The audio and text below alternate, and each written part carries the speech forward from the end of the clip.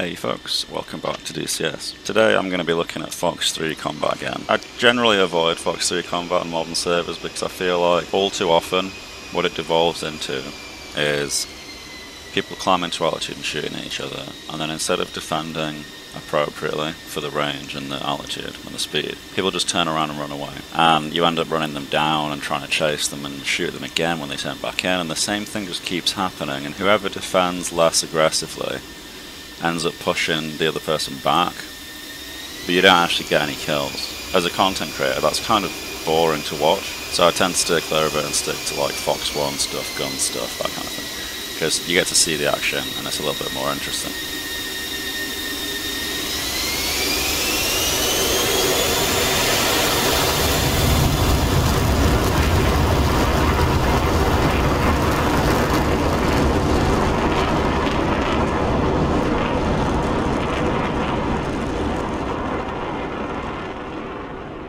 However, we're going to go through this video with a TacView debrief at the end and try and unpick exactly what's going on, because there is actually quite a lot of stuff that goes into this, and if you are able to follow it, it's quite interesting, despite it not leading to any direct kills. The main reason I chose to fly on this server for this video is because the team I'm flying for right now actually have captured Khasab Air Base, which is sort of on the peninsula, and there's mountains around it, so you can actually use terrain masking a lot to get closer to up the lethality of your shots, which you ordinarily cannot do. And if people sort of see you launch and they're over flat ground and they can't duck behind stuff to break line of sight, then they will just run away instead, because it's a safer guarantee they're not going to die. So if you've got mountain cover, it kind of entices people to stick around a little bit more. I'm showing this drop tank thing because it's going to become relevant in the TacView debrief at the end.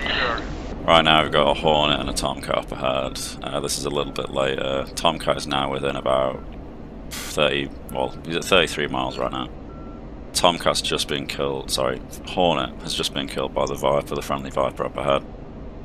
So we do have a friendly further ahead. The Tomcat's probably going to be prioritising him.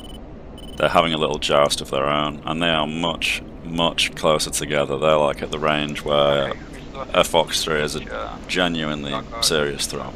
I'm not sure how they ended up getting that close together, but they are. So with me being here to support the friendly Viper, we actually have a pretty good chance of making something happen here. So I've started climbing pretty aggressively, because the higher up you are, the thinner the air is, which means the missile can accelerate harder, it can maintain speed for longer, and if it's dropping down on a target rather than flying directly at it, it won't lose as much energy. We're going to Fox-3 on the Tomcat.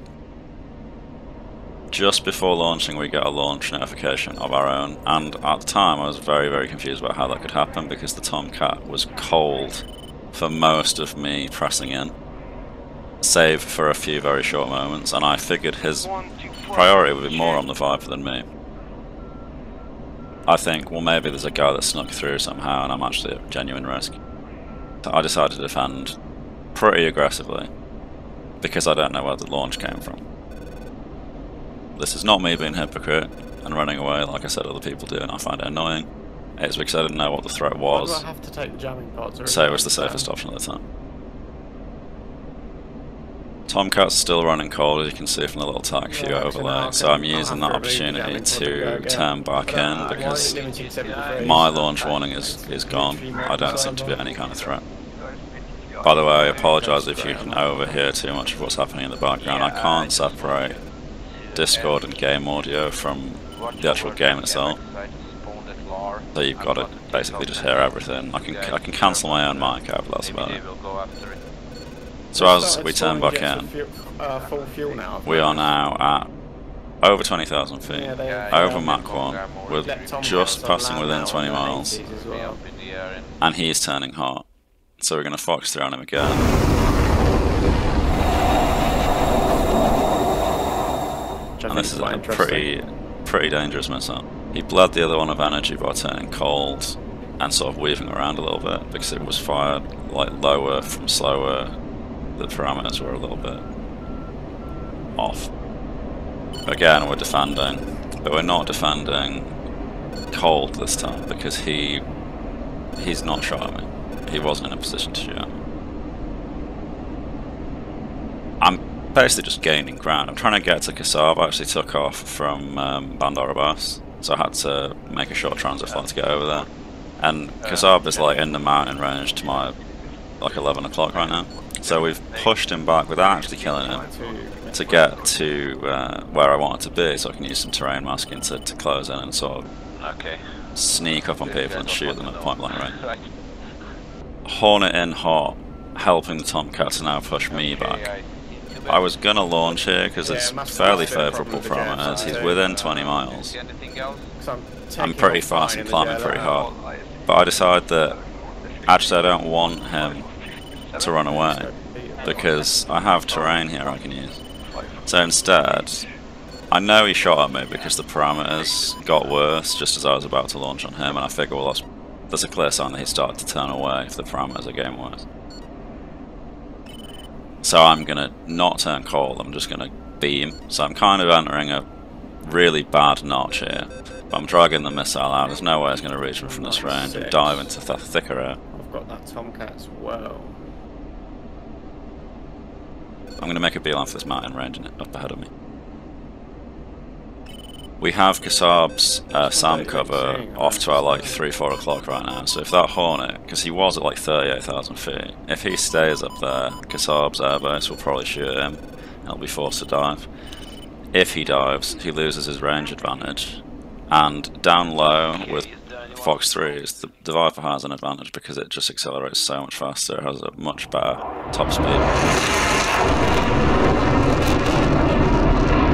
So I'm just pushing in here to try and lure them closer to me, lure them closer to Khasab airbase. And I am still being tracked by a missile right now, so I'll be checking out where that came from and the actual risk it poses on the TacView in a little bit.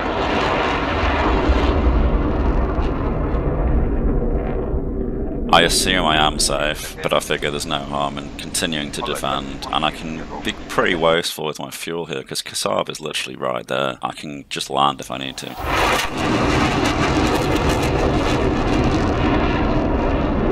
So the missile warning has now gone, so I'm feeling a little bit safer about turning in hot. I was probably safe to turn in hot anyway, but you never know, it's better to, especially when I don't play Fox-3 stuff very often, it's better to just be safer than sorry.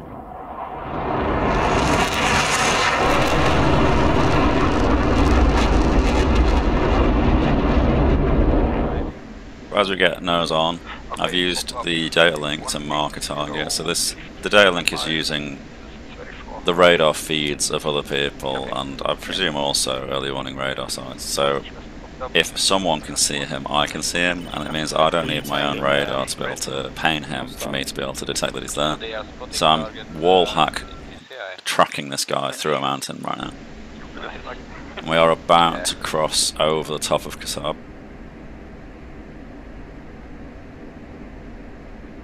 But this is only one of the two that was a problem prior, so there is another one somewhere not too far away.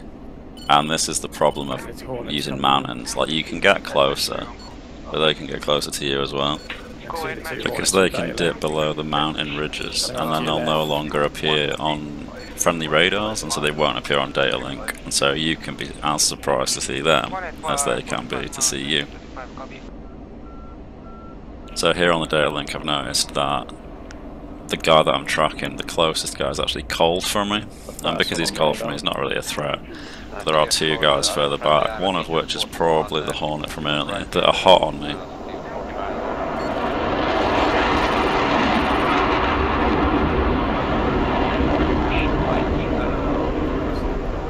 And they're actually at an altitude where they can probably see me if they get any higher. So I bank left to use this valley to get close enough to them, and we actually find one of them fairly close, within 10 miles, so we're going to nose up to loft the missile. The reason for this is that we're hoping it will go up enough that if he does use terrain masking to defeat it, it will go over the terrain and not hit it, and he doesn't fire back at me, which is good.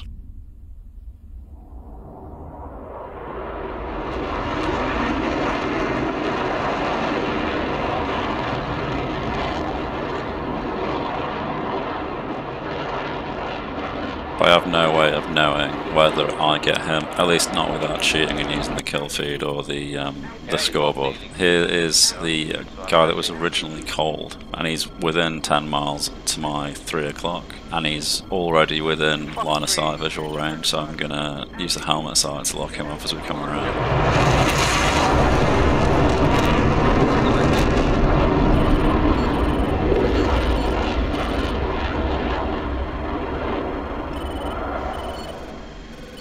But you see how close we are to the terrain, and he's quite high up. So Fox-3, 5 miles, and we're going to dive for cover immediately. And he's too high to defend, so you're going to just see him get splashed as we lose sight of him, and we drive his Phoenix into the mountain. Okay, he's dead? Yeah.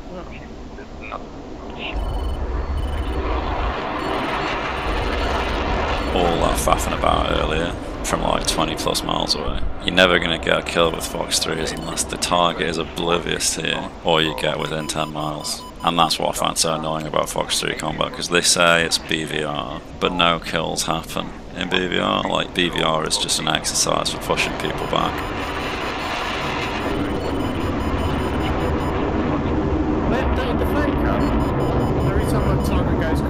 Kills happen if you can sneak up and get close, and at that point you could pretty much use any missile.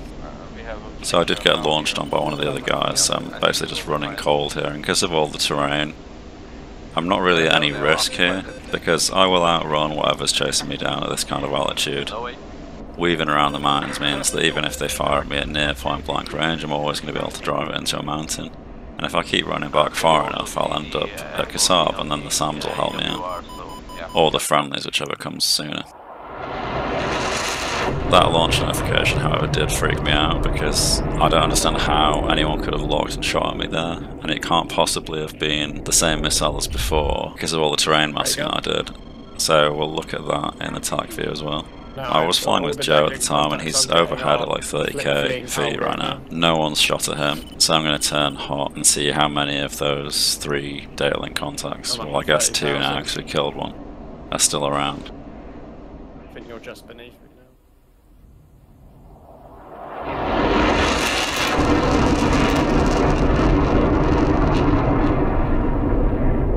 So down to a single AMRAAM and a 9X. Still got half our fuel, so we can afford to be wasteful and burn through it. And as we push the radar range out, there is going to be a guy at like 30,000 feet, about 20 miles ahead of us, I believe, from memory. And we actually have line of sight on this guy at the moment, so as we come up high, we're going to see more people appearing on the data link and the radar. This guy's actually running, he's like flanking right now, so I'm not wanting to shoot. What's your range? Range 38. Climbing to increase the launch parameters. If he does turn hot, I'll shoot at him straight away, but right now he's flanking. Radar saying that friendly has him locked up. Joe says that he's foxed on him, so instead I'll lock up the far guy at higher altitude because I do have favourable parameters for him. But the guy that was flanking, that Joe had shot at, I think at least, turned hot right as I fired, and he shoots me within 5 miles of the Fox-3, and there was no hope of dodging that. So at the time I was pretty task saturated, our comms were pretty bad, and I just didn't have a full idea of the situation. I should have stayed hot on the original guy, and if he had turned hot I'd have been able to kill him no problem, but it was not to be. So I'll have a look at the TacView and see if we can unpick anything, because really, TacView is where it's at for learning how this stuff works. And this is only one half of my session on the server. There will be another video where we do a little bit better, so if this intrigues you, stick around for the next one as well. Okay, so TacView. So here we're just heading out after leaving the runway. I ended up doing a couple laps because Joe was having issues with his frame rate for some reason, and he ended up not coming out with me immediately. By the time I left the airbase, I'm actually dropping my tank almost straight away. And the reason this is relevant is because at the point of dropping it, I was 60 miles away from that Tomcat that we engage in a little bit. So up ahead you can see the Hornet and the Viper that I mentioned. We're going to skip through and the Viper will eventually end up killing said Hornet. As that's happening, you'll notice that the Tomcat over there has fired 2 Phoenix missiles at a range of 55 miles, nearly 56 miles. And he's not really that high up. Right here is where the Hornet gets killed. It took 3 AMRAAMs from that Viper to kill that Hornet. And it's around this point is where I jump cut to the prep for the Tomcat engagement. And this Phoenix, look, it's kind of coming at me a bit. I don't actually know if he fired it at me intentionally from the beginning. I have a feeling he probably fired it at this guy. It lost log, because this one does appear to be tracking him, and it just flew. And then what ends up happening, as we get to the point where we're about to launch, and I get that brief RWR ping that makes me shoot. So there's the launch because of the notification I got from this missile, which just happens to be falling out of the sky with me in front of it at this point. And so I immediately go cold because my expectation was there'd be someone like really low to the deck, like just sneaking around that got really close, and I was probably going to get killed by this missile. Because I had no idea it could have been him, because on the approach, look, for a while, he's cold right now. For quite a bit, defending against missiles from the Viper. So as I'm setting up for this launch, I actually don't know how he survived that, and we'll talk about his crank technique in a little bit. Yeah, so the Phoenix just falls, pop a couple of countermeasures, and it immediately loses track. But it got within like 5 miles when I got the notification. It was about here, I think, that it pinged me. So 6 miles, 7 miles, pretty scary stuff. And that was fired at, what was it, like nearly 60 miles, 56 miles, something like that. Crazy thing. So we fired on the Tomcat, who is currently hot, but he's going to get the notification right now, and he immediately turns cold. He fires. I think it looks like he mad dogged that Phoenix because it doesn't come anywhere near me. And this is, I actually showed the overlay of this at the time. But let's watch our AMRAAM come in. And this he gets lucky with this because he's already too far away for it to really catch him. He keeps like snap rolling and pulling like 10 degrees and then snap rolling the other way. And like, look at my AMRAAM, it's basically not even reacting to this crank. It's barely losing any speed whatsoever. If he had been like swooping around like that and swooping around like that, then he would have defeated this missile ages ago. But it's only when he actually recommits, it's that recommit, it's the big turn, that's what kills it. So he gets extremely lucky that missile doesn't kill him. If I'd not had the Phoenix happen to fall on my head, I'd have got a lot closer before firing, and then he would have died. So at this point, I fire again just to deter him a little bit further. He mad dogged another Phoenix off at me that never comes close, and he ends up outrunning that AMRAAM in a similar fashion to the last one. But here's that Hornet that's coming in. So I dropped my tanks right there. He is actually really quite close. I'm not sure why I was still tailing him at this point. I think perhaps I was intending to, but I was concerned. I was aware of this Hornet at this point. Hornet has now fired on me. Tomcat is turning around. I'm defending really hard. It's almost a shame, actually, because I could have killed this guy if I'd been paying attention to him and not the Hornet. This is one of those things that you learn from TacView, and actually a similar situation is what got me killed, because I switched targets to a further away guy when there was a near guy that wasn't hot on me. It was probably pretty lucky that this Tomcat didn't kill me, to be honest. So he gets a Phoenix off that does track. This AMRAAM is also still tracking. So Phoenix gets trashed into the water pretty much immediately. This AMRAAM, though, must have lock on me. Yeah, so this is why it could still... I was thinking, like, how am I being tracked through the mountains with all this terrain masking, but it actually still has direct line of sight for an alarmingly long time. And it's about... It's as I... this is absolute madness. It's as I turn this way that it breaks, that it actually loses lock. And that's when I recommit. So here's when I'm head on to the Tomcat, cracking in with Daling through the mountain. And as we pass over Khasab, I'm aware of these two guys this guy's turning hot at the time. So I'm going to pull left tight and go down this valley. because that gets me closer to them without me having to climb over the peaks. So snap turn to come down and around, and it's right here that they both have a straight visual to me. So I pull super high up and shoot a lofting AMRAAM on this guy, which he dives and it ends up being driven into the mountain. So this guy and this guy, slightly pressing concerns right now. As we come over this hill, we bore sight lock and we fire AMRAAM at 5 miles. We dive. He fires a Phoenix a little bit too late. Right as you see that when it changes to a red line, that's when we lose visual contact. So it's literally as it happens that you do actually just see the splash in the cockpit footage from the video earlier. And we drive his Phoenix into the mountain by diving. So that worked out pretty well. This guy just shot at me. So this is when I turn and just crank and weave my way through the mountains for a while, but it maintains lock for an alarmingly long time. And then it was, yeah, look at this. Well, the AMRAAMs are fucking crazy. So it's around here that I'm thinking, whoa, who the hell fired this missile? And I'm actually really worried about it. So I start popping countermeasures. And whoa, how close did this actually get? Within 900 feet. That is fucking mental.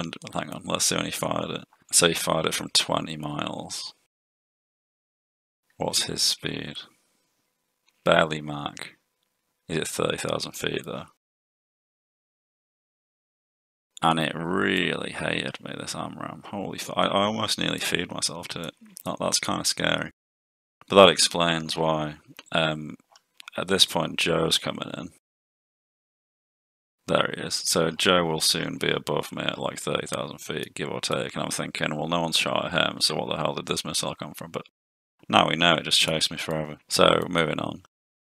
Hornet further away. So this is the guy that I'm initially tracking. And he's fired at Joe and he's diving. And this is when he's in his flank. So I'm climbing up, I'm pushing in, and I'm thinking, right, well, he's flanking, I'm going to wait until he turns hot before I shoot. And then Joe says that he's fired on him, so here's Joe's missile. So I think I'll switch targets to this guy, because he is seemingly not on me either. But right as I switch targets, which is about now, look, this guy's turning in hot. This guy's at barely 10 miles. He fires on me at about 8 miles. As he fires on me, I fire on this guy. And then what I should have done here was actually run cold, because I was thinking to myself, if I dive down vertically, it'll have to lead me. And the more speed I pick up, the more it'll have to lead me, and the more into thick air I'll get. So if I'd been coming like more towards where we are right now, I maybe would have actually probably wouldn't have outrun it. It's still booking it.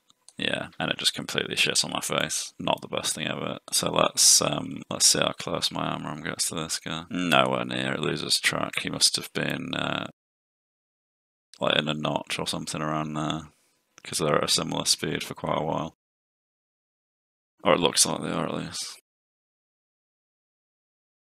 Must be within the notch gate. But anyway, yeah, so we die. Unfortunate. But I quite enjoy doing these things, at least when the flight goes well.